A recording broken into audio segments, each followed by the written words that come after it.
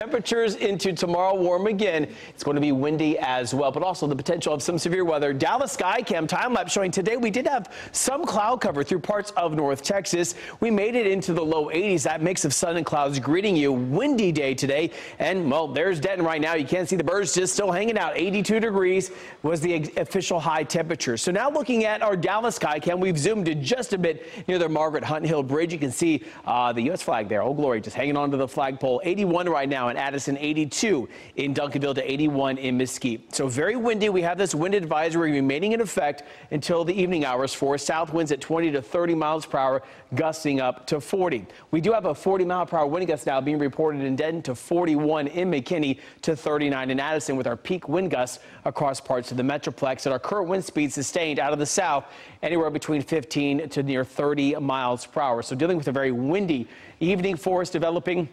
Allergy report, maple, mulberry, grass, and oak all in the high category. And we have other problems in the moderate category as well. Still sitting in the low 80s right now. We're at 84 in Bridgeport, 81 in Denton. So into the evening hours, a mild evening and windy evening developing for you. We're down to about 74 degrees, right around 1. Small little rain chances increasing into the forecast. Better rain chances tomorrow morning as the dry line sets up and starts to shift its way to the east. So our storm chances go up to about a 50% chance in the afternoon, with the high temperatures 86 to 88. So here's the dry line I'm talking about. We already have the moisture in place. You felt the humidity today.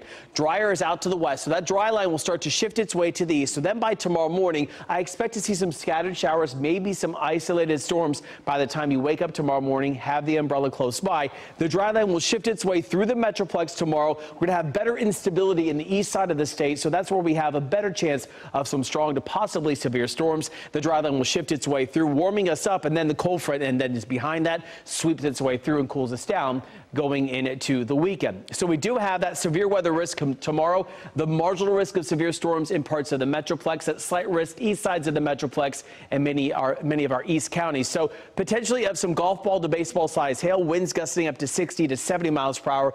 Tornado threat is not zero, but it's a low tornado threat, and the flooding threat also remaining pretty low. So that's where we have the strong to possibly severe storms. But on the backside of the dry line, our fire weather watch in effect for the potential of the strong winds and also maybe a little bit of a fire danger for you. So please keep that in mind. Cold front slides its way through. Then we're at 63 on Saturday. Some areas possibly in the upper 30s for us by Sunday morning. We're back up to 65 and then into next week. 84 Tuesday. Dry frontal passage for us going into Wednesday, cooling us back down to near average by Wednesday and Thursday.